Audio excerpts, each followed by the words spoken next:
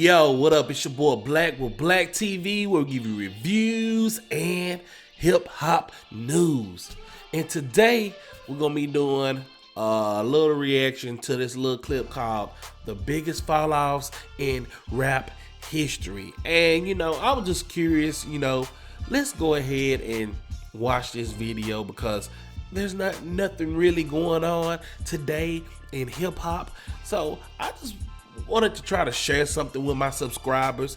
But don't forget to hit subscribe, hit that notification bell, and give me a thumbs up if you like this video, like videos like this or whatnot, or so on and so on. But yeah, this video is by HipHopMaddness, and yeah, I just want to. This video just looks very interesting. So without any further ado, let's go ahead and check out the biggest fall offs in hip hop history. In a world where viral sensations are memorialized in tweets, people are claiming that Chance the Rapper is beginning to fall off. After his debut album, The Big Day, received mixed reviews and sold 108,000 copies in its first week. Well, it seems like the definition of falling off is what needs to be discussed. The simple understanding of falling off is an artist not hitting the heights they used to hit, either commercially or critically. The term is often applied to A-list artists by fans who have grown frustrated with an artist's direction or critics looking to mock an artist. Right. Like people who dislike Kanye West's music after graduation. Those frustrations may be valid, but truly falling off describes a more serious decline in the artist's career. While some artists inflate the expectations themselves, most artists who get teased for falling off usually have big past achievements to live up to. They may also find themselves stuck in situations that keep them from continuing success. Everyone knows the stories of MC Hammer and Vanilla Ice. But what about more serious hip-hop acts of the past, such as Ja Rule, or recent man fell off extremely bad. Let's go ahead and break down 8 of the Fetty Wap fall-offs in hip-hop. Ja Rule fell off real hard. At number 7, we have Designer, the notoriously high-energy rapper from New York who exploded onto the scene with his #1 hit single Panda in 2016, pushing Rihanna and Drake's work out of the top spot. Designer is an unfortunately good example of an artist who rose faster than they could grow. Along with the issue of presenting his future's clone, the massive Atlanta influence in his sound, memeable personality, and link up with good music ensured Designer's victory in 2016, but also put a lot of pressure on his follow-up work. Despite his enormous 2016, Designer simply couldn't resist the hip-hop community enough to continue receiving attention. His debut mixtape, New English, received mixed reviews. Like, I don't know what it is. It's like Designer had this big hit, and then like this mixtape right here, it was pretty decent. But I don't know. It's just like the fans didn't gravitate towards his music. I mean, his music was pretty alright. He even went on the Breakfast Club saying that he was a more serious rapper and all this, and yada yada. I guess to try to persuade the fans, but I guess it didn't work. Mostly criticized for its lack of originality, despite great production and a nice hook here and there. His follow-up project, Life of Designer in 2018, had much of the same impact. The energy and potential hits were there, but a lack of sonic distinction from other artists, coupled with extremely repetitive lyrics, even by trap standards, left him in the same undefined, unoriginal space people placed him in when he first emerged. At 22 years of age and only 2 projects in, he's 22. It seems like there's still time for he's Designer 38 to find himself and make artistic progress. But coming out of the gate with a massive hit and joining one of rap's premier labels put much more pressure on Designer than he was capable of responding to. At number 6, we have Fetty Wap, another recent artist who popped up with hits and stopped just as quickly. Starting with Trap Queen, Fetty was able to land 3 top 10 songs on the Billboard Hot 100, also including My Way and 679 between 2014 I and didn't like 2015. 679 that much. Along with the single Again, he had 4 top 10 hits on Billboard's hip-hop R&B chart during that span. His ability to make hard-hitting songs that were also for the ladies, plus his distinct voice and humbling eye issue, made him a lovable figure in hip-hop. Baby, won't you come my way? His debut album went #1 on the Billboard 200 with 129,000 copies sold, including an impressive 75,000 in pure sales. The album received mainly positive reviews, with critics saying his songwriting formula and melodic sense were unique and enjoyable. Unlike Designer, Fetty Wap's breakout hits garnered critical praise. Even better, Fetty's follow-up work lived up to the hype and his huge singles. But just like Designer, the New Jersey artist soon found himself creatively stuck. Later, Fetty projects such as RGF Island and For My Fans series found him trying to recreate the magic of his initial run using the same formula. He found it a couple times, notably with songs like Jimmy Choo. Oh, these commercials, bruh, these commercials! Up and his feature on 6ix9ine's Kiki, but his rediscovery of his 2015 magic was too infrequent. Fetty Wap remains likable, and the hip-hop world would probably celebrate a strong comeback of his. But staying at the top requires an artist to either change the product or find appealing ways to repackage the same product. In a world where Tyga blew up, fell off, and came back harder than ever at the age of 30, there's a chance Fetty can reverse his own downfall. Until then, it's sad to say Tyga done got hot 3 times in a decade. I love Makonnen's ascension from blogger and MySpace rapper to hottest video. Let me tell you something I love Makonnen. Like, Drake signed you. And then, like, I don't blame you if you have any kind of, like, financial vendetta towards OVO or anything like that. But if you go after the person that feeds you, like spoon feeds you, and you don't have nobody else to turn to, of course you're going to fall off, bro. Especially with the biggest act in hip-hop, of course. It was a pretty straight line. Makonnen met Mike Will Made It in Atlanta in 2012 and was introduced to Sonny Digital via Mike Will in 2014. Sonny Digital went on to produce Makonnen's breakout hits, I Don't Sell Molly No More, and Tuesday, with Tuesday catching Drake's ear and leading to a remixed version featuring the Toronto rapper, taking the track to greater heights. Makonnen soon signed with Drake's OVO Records in September 2014. But almost as soon as Makonnen secured a chance at a big music career, it slowly started to slip from his hands. In a late 2015 interview with The Fader, he expressed disappointment at his single Second Chance being delayed past the summer and having to be independently released rather than getting the OVO stamp of approval.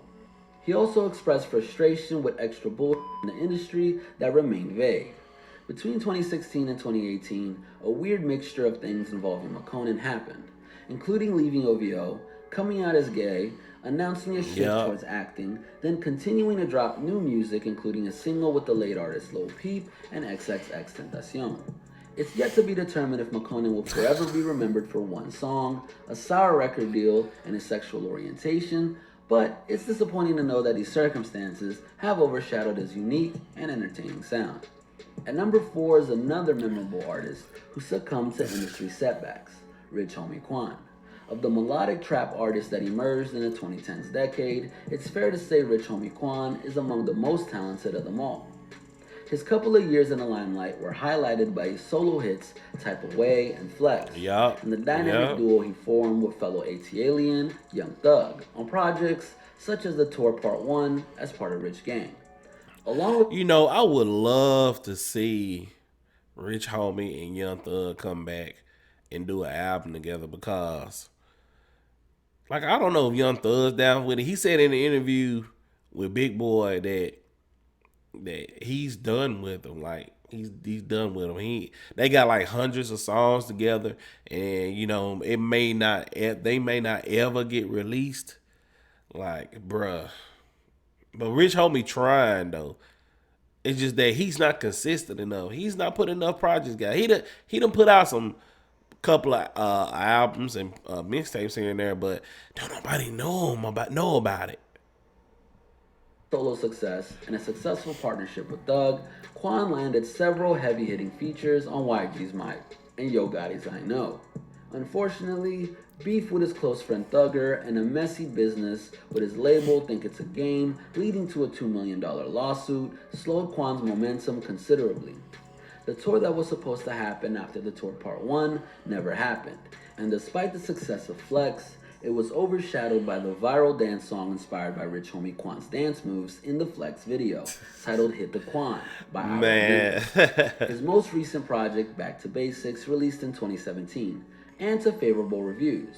But the window of opportunity for Rich Homie seems to have barely cracked. He ain't even make this dance popular. I love Memphis did. A New York rapper named Troy Ave. I hate Troy Ave. Artist whose falling off was largely his own doing, rather than by outside forces. In case you didn't know, Troy Ave was buzzing enough to make XXL's freshman cover in 2014, and was looked at with anticipation as an updated version of the classically gridded New York City rap star. Unfortunately for Troy, his story in the public eye doesn't go much further than that.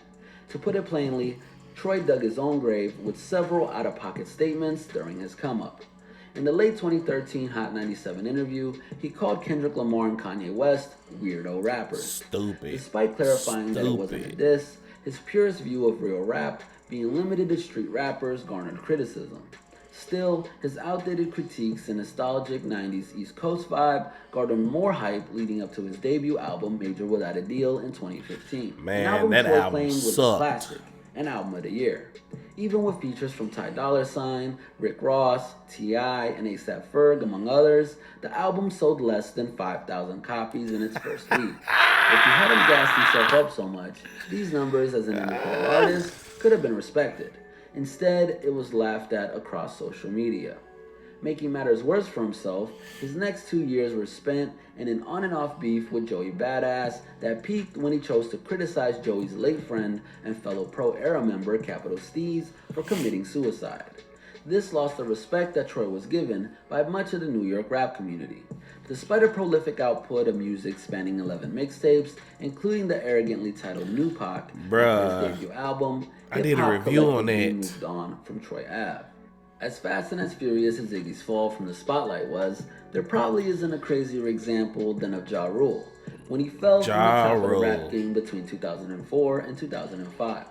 Ja's story is exceptional because his career pre-fall off is one of the greatest runs of dominance in hip-hop history. Prior to 2005, Ja Rule's career looked like this: 4 platinum albums, including 2 number ones on the Billboard 200, 6 top 10 singles on the US R&B hip-hop chart, 4 top 10s on the Hot 100, Ja Rule was Grammy hot, baby. He was hot. In the hot. early years, Ja was a singular force pushing hip-hop and R&B into the mainstream. The sing rapper everyone could vibe to before Nelly and Drake. Ja's impressive 4-year run as hip-hop's premier hitmaker is what makes his fall off among the worst in history.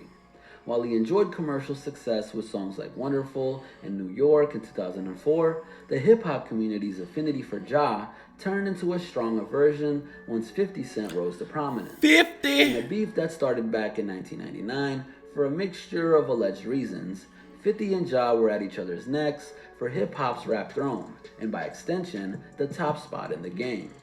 Despite Ja still doing numbers during the beef, there were too many factors working against them, including the damaging FBI raid of his label Murder Inc. and the sheer strength of his opponents, which included 50's greatest affiliate at the time, G-Unit, Dr. Dre, Eminem, and DMX. Some say Ja Rule was headed toward a decline without assistance from 50 and the Shady Aftermath squad. But the pressure of 50's hardened image, the financial losses of Murder Inc., and the hottest figures in hip-hop being in 50's corner dramatically shifted the public perception of Ja Rule. That's a classic beef, bro. Album, Classic. R.E.L.E. in 2004, and didn't release another album until 2012 with only a Murder Inc. project and a mixtape in between. While it's debatable if Ja Rule's beef with 50 was the lead cause off of his fall off, it is undeniable that it quickened it altogether. At number 1 is an artist who potentially had the most confusing fall off story of them all, B.o.b. His fall off happened in a couple of stages. First, after achieving massive success with his first 2 albums, The Adventures of Bobby Ray and Strange Clouds, he pivoted towards an edgier hip-hop sound. He talking about the... Look. This man right here tried to be so woke, bruh. Like, you can't say just random stuff in interviews and like talking about the earth is flat, stuff like that. Like, I know you have your own ideas and your own ideologies and stuff like that, but this guy right here is just listen.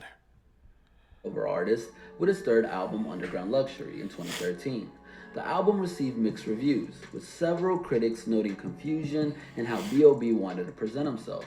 He also claimed to launch into rock music with an EP that never came. Rock music? B.o.b's desire to maintain authenticity led to more these commercials.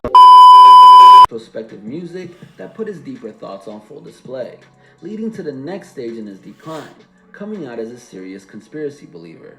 His controversial beliefs made him a laughingstock, including his belief in the flat earth theory, which led to an absurd beef with astrophysicist Neil deGrasse Tyson, that led to actual diss tracks being exchanged between the two. How you gonna beef with Neil? His career is perfectly captured in the mixtape Psychedelic Thoughts, released in 2015.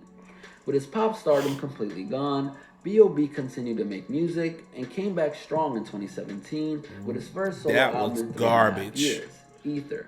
Garbage. While he's yet to renounce any of his conspiracy theories, Ether was met with positive reviews and served as a reminder of his ability to balance rawness and pop friendliness in his music. He has garbage to me. Studio albums since that really haven't made any serious waves, all assuring that B.o.b will never get close to his multi-platinum peak in 2012. If this video says anything, it's that longevity in music is hard to come by, and there are many ways to fall off. Staying on top of cultural shifts, branding, and ultimately the music is a daring juggling act. Yep. Though many artists contribute to their own demise, the music industry also chews up and spits out many good-hearted, talented acts along the way. It's even a little buttery in that picture. Gods or garbage. But the base level of respect for most hip-hop artists who manage to be in the conversation for more than a year needs to be higher.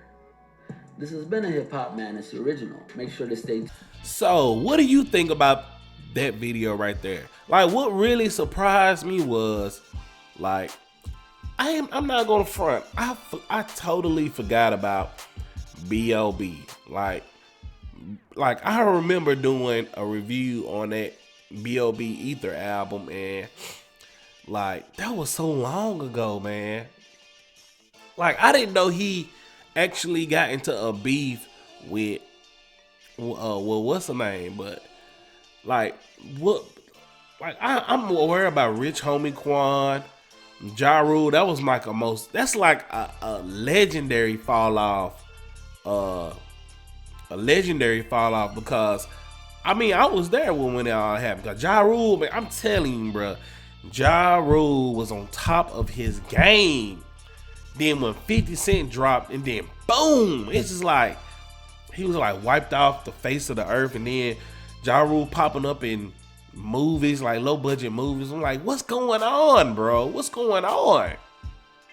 But man, like Fetty Wap, I think it was just personal issues of why he's not really doing music. I don't know if it's because of financial situations with the label or anything like that. I'm just hearing rumors about that.